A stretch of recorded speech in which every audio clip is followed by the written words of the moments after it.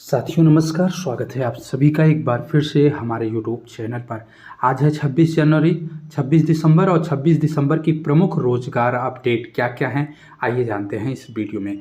पहली अपडेट है पीसीएस 2024 के विज्ञापन को लेकर। आप सभी को बता दें, पीसीएस 2023 के सफल आयोजन के बाद आयोग की तरफ से आरओ की परीक्षा की तैयारी एक दिन में पूरी पारदर्शिता पूर्वक की जाए, इसके लिए तैयारी शुरू की गई है। और साथ ही साथ नए कैलेंडर में पीसीएस 2025 के विज्ञापन को लेकर भी तैयारी चल रही है। उसका भी विज्ञापन आपको आरओ की परीक्षा तिथि के साथ ही देखने को मिल सकता है। इसके अलावा अगर हम बात करें पीसीएसजे 2022 की भर्ती में बड़ी गड़बड़ी मिलने की वजह से केंद्र कोर्ट के माध्यम से न्यायिक जांच का एक आदेश दे दिया गया और इस न्यायिक जांच के आदेश में कई अफसर घेरे में आ चुके हैं। 14 कर्मचारियों पर गाज भी गिर सकती है। संबंधित जानकारी हम वीडियो में चर्चा करेंगे। इसके अलावा अगर हम बात करें आयोग के छवि के बारे में, तो पेपर लीक, नॉर्मलाइजेशन और पीसीएसजे जैसे बड़े विवादों के वजह से आयोग की जो छवि है वो नकारात्मक हो चुकी है अभ्यर्थियों की नज़र में।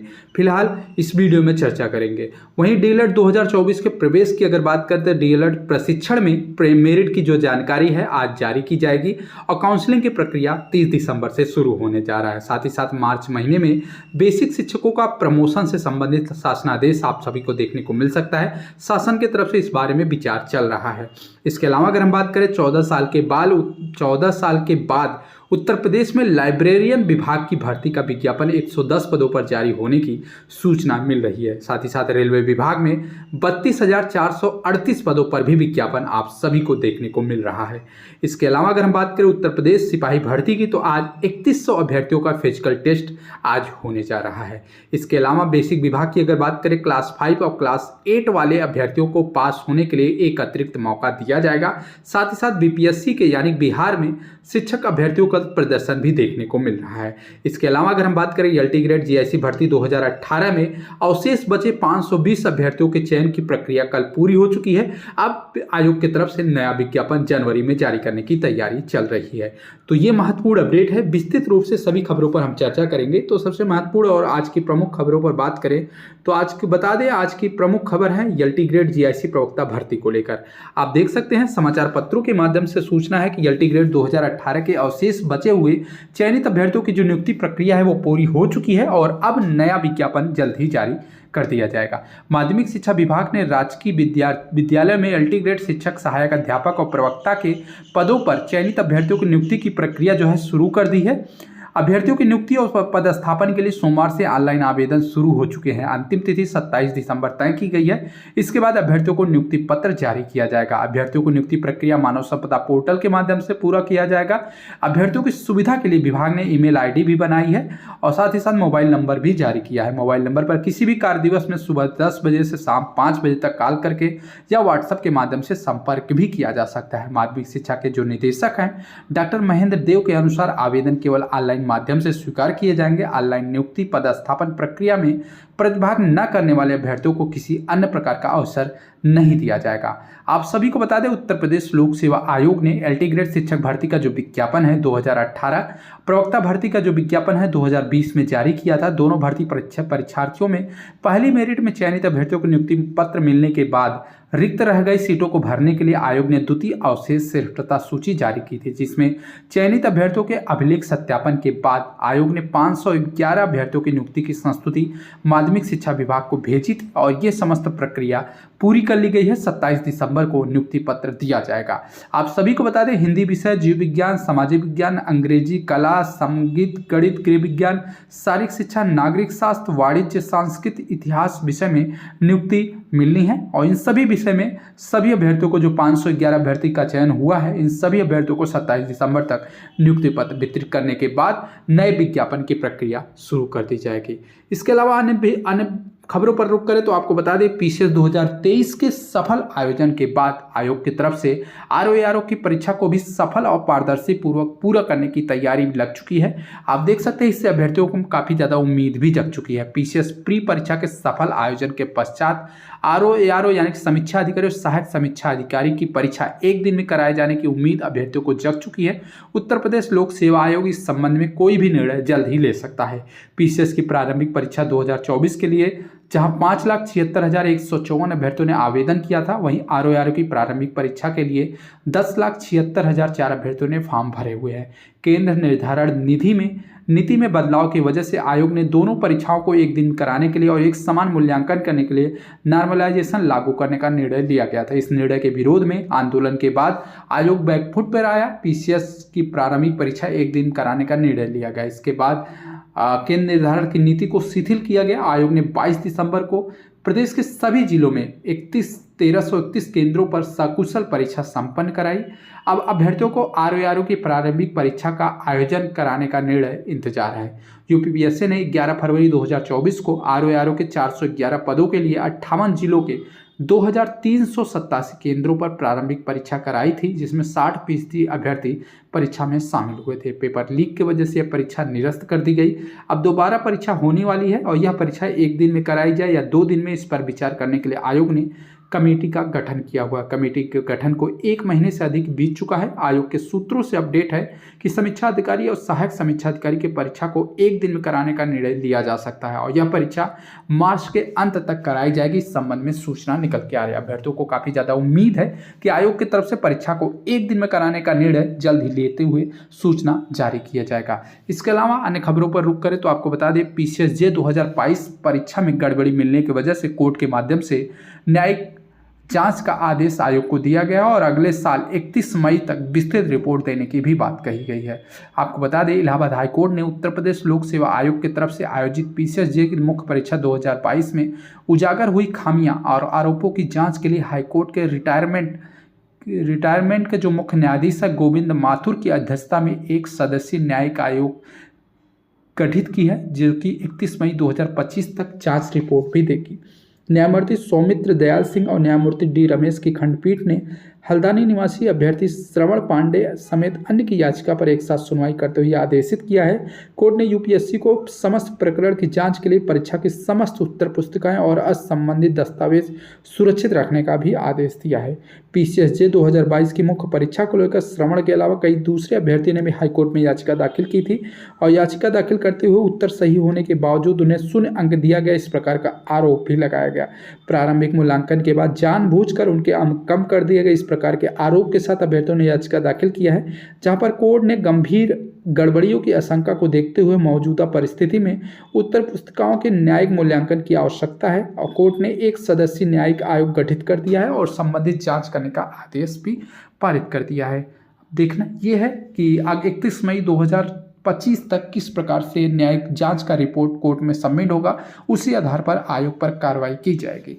इसके अलावा अगर हम बात करें तो आपको बता दें 2024 में यूपी पीसीएस उत्तर प्रदेश लोक सेवा आयोग की जो छवि है कहीं न कहीं अभ्यर्थियों के नज़र में नकारात्मक हो चुकी है, क्योंकि पेपर लीक, पीसीएसजे और नॉर्मलाइजेशन जैसे विवाद को देखते हुए कहीं न कहीं उत्तर प्रदेश लोक सेवा आयोग के लिए 2024 कहीं न कहीं दुखद सपन के लिए बीत चुका है। आपको बता दें, आर्थिक, मानसिक और पारिवारिक रूप से प्रताड़ित छात्र भी 2024 में देखने को मिल रहे हैं। लाखों युवाओं की उम्मीद के केंद्र उत्तर प्रदेश लोक सेवा आयोग के लिए 2024 किसी बुरे ख्वाब की तरह ही रहा है, जिसे शायद कोई ही याद रखना चाहे। 11 फरवरी 2024 को आरओ 2023 की प्रारंभिक परीक्षा का पेपर लीक होने की वजह से पूरा साल आयोग के लिए नकारात्मक रहा। पहले तो आयोग ने आरओ 2023 का पेपर लीक होने से इनकार कर दिया। छात्रों के आंदोलन की वजह से 3 सप्ताह के बाद मुख्यमंत्री ने परीक्षा को निरस्त करने की घोषणा की। ऐसा पहली बार हुआ जब आयोग के बजाय मुख्यमंत्री ने प्रारंभिक परीक्षा निरस्त करने का फैसला लिया। इस फैसले के बाद आयोग की स्वायत्तता पर भी सवाल उठने लगे। पेपर लीक प्रकरण से किसी तरह उभरे आयोग ने 19 जून 2024 के शासनादेश के अनुसार पीसीएस 2024 की प्रारंभिक परीक्षा को 2 दिन में कराने का निर्णय लिया था और इससे भी लाखों प्रतियोगी छात्र भड़क उठे। नॉर्मलाइजेशन के संभावित दुष्परिणामों के से आशंकित छात्रों ने 11 से 15 नवंबर तक बड़ा आंदोलन किया और इससे बड़ा आंदोलन आज तक नहीं हुआ था। गांधी तरीके से गेट पर डटे प्रतियोगी छात्रों के आगे आखिरकार लोक सेवा आयोग को झुकना पड़ा और पीसीएस 2024 की प्रारंभिक परीक्षा को 2 दिन कराने के बजाय 1 दिन में निर्णय लेना पड़ा। हालांकि आरओआर 2023 की प्रारंभिक परीक्षा 1 दिन में कराने को लेकर कभी कोई निर्णय नहीं लिया गया है। 22 दिसंबर को पीसीएस की परीक्षा कराने के बाद अब आयोग राहत की सांस ले रहा है और अगले दिन 23 दिसंबर को हाईकोर्ट ने पीसीएस 2022 की परीक्षा में गड़बड़ी की जांच retired chief justice Govind Mathur से कराने का निर्णय ले लिया है। पीसीएसजे 2022 का जो अंतिम परिणाम है 30 अगस्त 2023 को घोषित हुआ था। मुख्य परीक्षा की कॉपी बदलने का मामला सामने आने के बाद आयोग ने 17 अगस्त 2024 को मुख्य परीक्षा का संशोधित परिणाम जारी किया था, जिसमें 5 अभ्यर्थियों को इंटरव्यू के लिए बुलाया गया था जो योग्य होते हुए भी इंटरव्यू में शामिल नहीं हो पाए थे। इनका इंटरव्यू करवाने के बाद 30 अगस्त 2024 को आयोग ने संशोधित अंतिम परिणाम घोषित किया, जिसमें 2 चयनित अभ्यर्थी बाहर हो गए और 2 नए अभ्यर्थियों का चयन हुआ। वन टाइम रजिस्ट्रेशन लागू करने से लेकर साक्षात्कार की गोपनीयता में संघ लोक सेवा आयोग के मानकों से एक कदम आगे बढ़कर प्रतियोगी छात्रों के काम करने का दावा करने वाली यूपीपीएससी का पूरा साल जिस तरह से सवाल उठे हैं उससे कहीं न कहीं उबरने में वक्त लगेगा और ये छवि कहीं न कहीं अभ्यर्थियों के नज़र में नकारात्मक बन चुकी है। फिलहाल देखना ये है आयोग इन छवि से कब तक उबरने का कार्य करती है। इसके अलावा अगर हम बात करें डीएलएड प्रशिक्षण की, तो डीएलएड प्रशिक्षण के लिए आज मेरिट जारी होने की सूचना है। प्रशिक्षण संस्थान आवंटन के तहत 30 दिसंबर से ऑनलाइन विकल्प लिया जाएगा।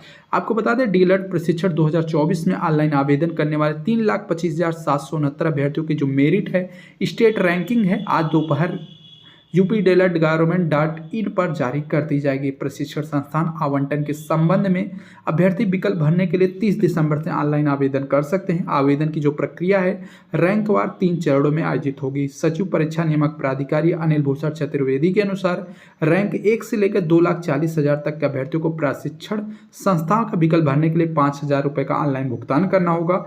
30 दिसंबर से 2 जनवरी तक वेबसाइट पर ऑनलाइन करने वाले 1 से 20,000 अभ्यर्थियों को संस्था आवंटन करने का जो कार्य है 3 जनवरी को प्रकाशित किया जाएगा। 3 से 8 जनवरी तक रैंक 20,000 से लेकर 1 लाख के अभ्यर्थियों को संस्था आवंटन का जो प्रकाशन है 9 से 14 जनवरी तक।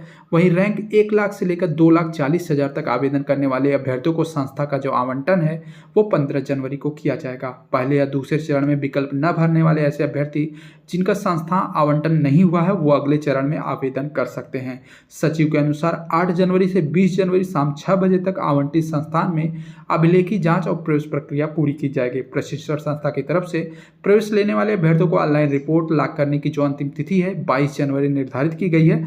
ऑनलाइन रिपोर्ट और लॉक न किए जाने पर प्रवेश मान्य नहीं रहेगा। आप सभी को बता दें डीएलएड 2024 के प्रवेश की प्रक्रिया शुरू हो चुकी है। आज मेरिट जारी कर दी जाएगी और 30 दिसंबर से काउंसलिंग की प्रक्रिया शुरू होने जा रही है। आपको बता दें 3,25,769 अभ्यर्थियों को आज मेरिट जारी करते हुए जानकारी दी जाएगी। इस प्रकार की सूचना निकल कर आ रही है।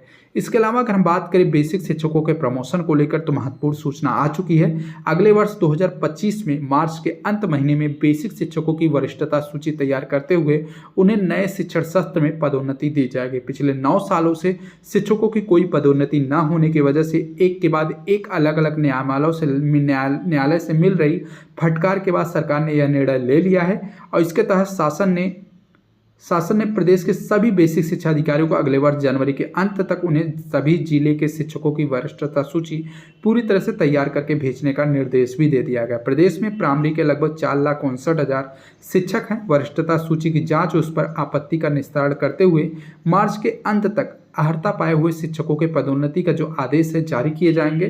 शिक्षकों के पदोन्नति न होने से प्रदेश के 70% अधिक प्राइमरी और अपर स्कूल प्रभारी के सहारे चल रहे हैं। दरअसल प्रदेश के प्राइमरी स्कूलों में 2015 के बाद अभी तक पदोन्नति नहीं हुई है और ये पदोन्नति अब मार्च के 2025वें महीने में होने जा रही है। आपको बता दें विवाद की वजह से हाईकोर्ट के निर्देश पर 3 जिलों में हुई पदोन्नति को भी निरस्त कर दिया गया था। ये जिले बुलंदशहर, सहारनपुर और सोनभद्र हैं। इन तीनों जिलों में मुख्य विवाद वरिष्ठता तय करने को लेकर बना हुआ था। आप सभी को बता दें मार्च 2025 में बेसिक शिक्षकों के प्रमोशन को लेकर सरकार पूरी तरह से गंभीर हो चुकी है। इसके अलावा अगर हम बात करें 14 साल के बाद लाइब्रेरियन के 110 पदों पर भर्ती का विज्ञापन जारी होने की सूचना मिल कर आ रही है। अंग्रेजी और हिंदी में ड्राफ्ट तैयार कर लिया गया। मंजूरी के बाद प्रक्रिया शुरू की जाएगी। आपको बता दें यूजीसी के बदले नियम के अनुसार नियमावली बन रही है। राजकीय डिग्री कॉलेजों में 2008 से भर्ती प्रक्रिया नहीं हुई है। आपको बता दें प्रदेश के 171 राजकीय विद्यालय में 14 साल से रिक्त रहे लाइब्रेरियन यानी पुस्तकालय के 110 पदों पर भर्ती की तैयारी चल रही है। शिक्षा निदेशालय में उच्च शिक्षा विभाग की तरफ से विश्वविद्यालय अनुदान योग यूजीसी के बदले नियम के अनुरूप असिस्टेंट प्रोफेसर लाइब्रेरी पद के साथ नियमावली तैयार की जा रही है। नियमावली का अंग्रेजी और हिंदी में ड्राफ्ट भी तैयार हो चुका है। इसे जल्द ही अंतिम रूप देते हुए शासन को मंजूरी के लिए भेजा जाएगा। कैबिनेट से पास होने के बाद इन पदों पर उत्तर प्रदेश लोक सेवा आयोग के माध्यम से चयन किया जाएगा। इससे पहले आयोग की तरफ से 2005 और 2008 में इन पदों पर भर्ती निकाली गई थी। आपको बता दें एडेड कॉलेज के 200 पदों पर भी भर्ती की तैयारी चल रही है। राजकीय महाविद्यालय में असिस्टेंट प्रोफेसर के एक लाइब्रेरी की नियमावली बनने के साथ साथ प्रदेश के 331 अशासकीय सहायता प्राप्त महाविद्यालय में भी भर्ती का रास्ता साफ हो चुका है। उच्च शिक्षा निदेशालय के अफसरों की मामले तो मामूली विवाद की वजह से एडेड डिग्री कॉलेजों में नियमावली लागू की जाएगी। उदाहरण के तौर पर राजकीय महाविद्यालय में नियुक्ति राज्यपाल करते हैं तो एडेड महाविद्यालय में प्रबंध समिति के माध्यम से चयन प्रक्रिया पूरी की जाती है। वर्तमान में एडेड डिग्री कॉलेजों में 200 पद रिक्त चल रहे हैं और यहाँ भी 1 दशक से अधिक चयन नहीं हुआ है, तो यही नियमावली को यहाँ भी लागू करते हुए भर्ती की प्रक्रिया पूरी की जाएगी।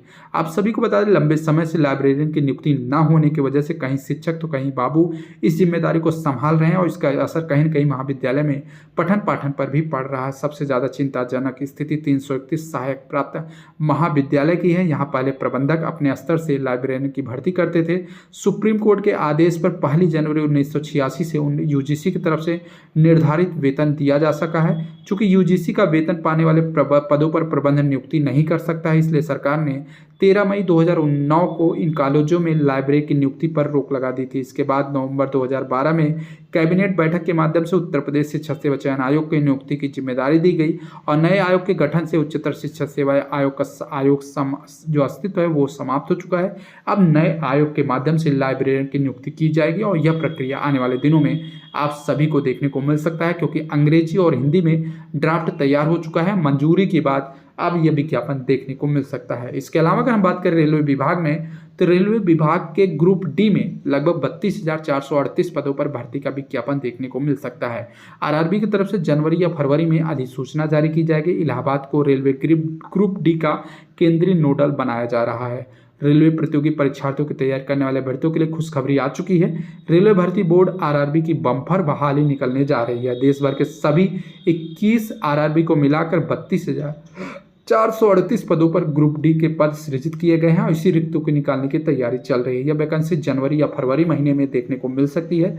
पटना मुजफ्फरनगर ने भी रिक्तियां भेज दी है। ग्रुप डी का केंद्रीय नोडल इलाहाबाद को बनाया गया है। आरआरबी के सूत्रों से अपडेट है कि थोड़ी बहुत रिक्तियों की संख्या में बदलाव हो सकता है। हालांकि ज़्यादा उम्मीद है कि ग्रुप डी में इजाफा हो।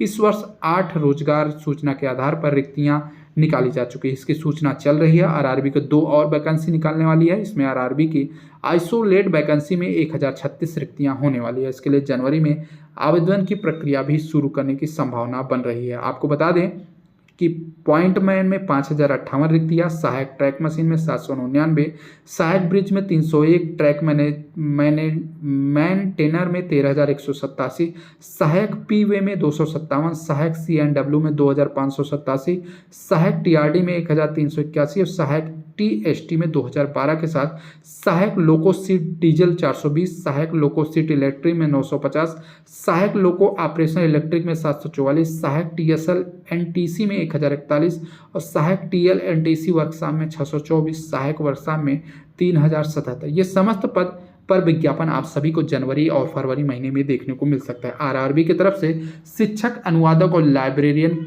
के पद बहाल होने की भी सूचना मिल रही है। अब रेलवे स्कूलों में भी शिक्षकों की नियुक्ति होने जा रही है। देश भर के अलग अलग रेलवे भर्ती बोर्ड आरआरबी में शिक्षक, लाइब्रेरी, जूनियर ट्रांसलेटर सहित कुल 16 पदों के लिए रिक्तियों की सूचना जारी कर दी गई है। सभी आरआरबी को मिलाकर 1036 पद सृजित किए गए हैं और यह रेलवे की मिनिस्ट्रियल आइसोलेटेड श्रेणियों के तहत निकाली गई है। कुल 1036 पदों पर विभिन्न विभागों में नियुक्ति की जाएगी। आवेदन की जो प्रक्रिया है 7 जनवरी से शुरू होगी और आवेदन करने की जो अंतिम तिथि है 6 फरवरी तय की गई है। नियुक्ति PGT teacher, junior Hindi translator और लाइब्रेरियन सर्टिफिकेट असिस्टेंट और पब्लिक प्रोसिक्यूटर समेत 16 अन्य पदों पर की जाएगी। आरआरबी की तरफ से अधिसूचना के अनुसार आवेदन करने के लिए उम्मीदवारों के पास 12वीं और संबंधित विषय में स्नातक की डिग्री और स्नातकोत्तर की डिग्री किसी मान्यता प्राप्त बोर्ड और विश्वविद्यालय से होनी चाहिए। टीचिंग वाले पदों पर आवेदन के लिए बीएड, डीएलएड, टीटी परीक्षा पास होना अनिवार्य है। इसके आवेदन करने के लिए उम्मीदवारों की जो आयु सीमा है 18 वर्ष और अधिकतम जो है 34 से 48 वर्ष निर्धारित की गई है। इसमें कोरोना पीरियड के लिए 3 वर्ष का अतिरिक्त समय भी दिया गया है। आपको बता दें 1036 पदों पर विभिन्न विभागों में भी बहाली की जाएगी। आवेदन नए साल से की जाएंगे। आइसोलेट श्रेणी के तहत ये पद रिक्तियां निकाली गई हैं और अंतिम तिथि 6 फरवरी तय की गई है। पीजीटी टीचर की अगर बात करें तो 187 पद हैं। टीजीटी टीचर के लिए 338 पद हैं। साइंटिफिक सुपरवाइजर के लिए 3 पद हैं। चीफ लॉ ऑफिसर के लिए 54 पद हैं। पब्लिक प्रोसिक्यूटर के लिए 20 पद हैं। Physical training institute PTI English medium के लिए 18 पद हैं। साइंटिफिक असिस्टेंट और ट्रेनिंग के तहत 2 पद हैं। जूनियर ट्रांसलेटर हिंदी के लिए 130 पद किए गए हैं। सीनियर पब्लिसिटी इंस्पेक्टर के 3 पद हैं। स्टाफ एंड वेलफेयर इंस्पेक्टर के 59 पद हैं। विभिन्न विषयों के प्राथमिक रेलवे शिक्षक के लिए 188 पद हैं। लाइब्रेरियन के लिए 10, संगीत अध्यापक के 3, लैब सहायक ग्रेड 3 के लिए 12, प्रयोगशाला सहायक के लिए 7, सहायक अध्यापक जूनियर स्कूल के लिए 2 पद निर्धारित किए गए हैं। कुल 1036 पदों पर शिक्षक, अनुवादक और लाइब्रेरियन के पद बहाल किए जाएंगे और 7 जनवरी से आवेदन किया जा सकता है। इसके अलावा अगर हम बात करें यूपीपी पुलिस परीक्षा के लिए तो सिपाही भर्ती के लिए 3100 अभ्यर्थियों को आज से फिजिकल टेस्ट शुरू किया जा रहा है। 26 दिसंबर से 3 फरवरी तक शारीरिक दक्षता परीक्षा के साथ दस्तावेज का सत्यापन भी किया जाएगा। सिपाही भर्ती 2023 के लिए पुलिस लाइन में परीक्षण होगा। सिपाही भर्ती 2023 की जो लिखित परीक्षा में उत्तीर्ण पाए हुए 3100 अभ्यर्थी दूसरे चरण में मंगलवार को प्रयागराज पुलिस लाइन में दमखम दिखा सकते हैं। यहाँ दस्तावेज के सत्यापन के साथ उनकी शारीरिक दक्षता की परीक्षा का आयोजन किया जाएगा। 26 दिसंबर से यह परीक्षा 3 फरवरी तक आयोजित की जाएगी। सिपाही भर्ती की लिखित परीक्षा में 1,74,000 अभ्यर्थी सफल हुए हैं। अब इन्हें दूसरे चरण यानी दस्तावेज सत्यापन और शारीरिक दक्षता परीक्षा में शामिल किया जाएगा। इसके लिए अलग अलग जिलों की पुलिस लाइन को केंद्र बनाया गया है। प्रयागराज पुलिस लाइन में इनमें से एक है। यहाँ प्रदेश भर के 3100 अभ्यर्थी परीक्षा में शामिल होंगे। परीक्षा सुबह 9 बजे से लेकर दोपहर 3 बजे तक आयोजित की जाएगी। उसी दिन परिणाम भी घोषित कर दिया जाएगा। भर्ती प्रत्येक चरण की प्रक्रिया की पारदर्शिता बनाने के लिए यह गोपनीयता रखा गया। अभ्यर्थी किन जिलों से संबंधित हैं? परीक्षा में शारीरिक परीक्षण के लिए चिकित्सा विभाग के अधिकारी भी शामिल रहेंगे। अफसरों ने दावा किया है कि इसके लिए तैयारी पूरी कर ली गई है। पुलिस लाइन के जिम्नेस्टियम में 2 दिन जिम्नास्टियम दस्तावेज के सत्यापन और शारीरिक मानक परीक्षण लिया जाएगा। पुलिस भर्ती के नोडल डीसीपी प्रोटोकॉल पंकज ने बताया कि दूसरे चरण की परीक्षा संबंधित सभी तैयारी पूरी हो चुकी है। आपको बता दें पुलिस अफसरों के माध्यम से जानकारी निकल के आई है कि परीक्षा में पहले 2 दिन 100 अभ्यर्थियों को शामिल किया जाएगा। इसके बाद परीक्षण के प्रत्येक दिनों में 100-150 अभ्यर्थियों के दस्तावेज के सत्यापन के साथ उनकी शारीरिक दक्षता का परीक्षा लिया जाएगा। तो आप सभी को बता दें सिपाही भर्ती के पहले चरण में सफल हुए अभ्यर्थियों के दूसरे चरण की प्रक्रिया आज से शुरू हो रही है। 3 फरवरी तक शारीरिक दक्षता परीक्षा के साथ साथ दस्तावेज का सत्यापन भी किया जाएगा। इसके अलावा अगर हम बात करें बेसिक विभाग के कृषि विभाग के कक्षा 5 और कक्षा 8 में पढ़ने वाले बच्चों के लिए असफल छात्रों को पास होने का एक और मौका दिया जा रहा है। पुनः परीक्षा में फेल रहने पर छात्र को उसी कक्षा में पढ़ाई करनी होगी। विद्यार्थियों को विद्यालय से नहीं निकाला जाएगा। आप सभी को बता दें केंद्र सरकार ने 5वीं और 8वीं छात्रों को फेल न करने की नीति को खत्म कर दिया है। नियमित परीक्षा में असफल रहने वाले उनको पुनः परीक्षा का अवसर दिया जाएगा। दोबारा भी असफल होने वाले छात्रों को 5वीं या 8वीं में फिर से पढ़ाई करनी होगी। हाल के असफल छात्रों को स्कूलों से नहीं निकाला जाएगा। केंद्र सरकार ने राष्ट्रीय शिक्षा नीति 2020 और राष्ट्रीय क्रेडिट फ्रेमवर्क एनसीईआरटी के तहत शिक्षा का अधिकार कानून में फेल न करने की नीति में संशोधन कर दिया है। स्कूली शिक्षा की गुणवत्ता में सुधार के लिए नियमों में बदलाव भी किया गया है। नए फैसले से केंद्रीय विद्यालय, नवोदय विद्यालय और सैनिक स्कूल सहित केंद्र सरकार के 3000 स्कूलों में कक्षा 5 और कक्षा 8 में असफल रहने वाले छात्र अब प्रोन्नति न किए जाएंगे, फेल किए जाएंगे। केंद्रीय शिक्षा सचिव संजय कुमार ने बताया कि 5वीं और 8वीं में फेल छात्र को 2 महीने के भीतर दोबारा तैयारी करते हुए परीक्षा ली जाएगी। यदि फिर भी प्रदर्शन कमजोर रहता है तो उसी कक्षा में रोका जाएगा।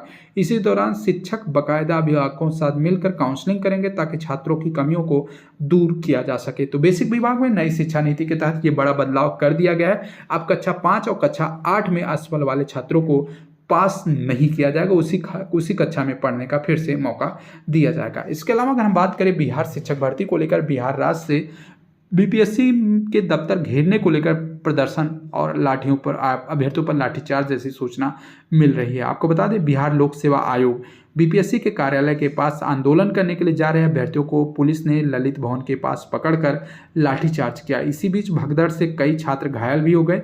इस घटना से कहीं न कहीं आधे घंटे तक अफरा तफरी का माहौल भी रहा। हालांकि किसी अभ्यर्थियों की गिरफ्तारी नहीं हो पाई, पुलिस ने कोई प्राथमिक दर्ज भी नहीं की है।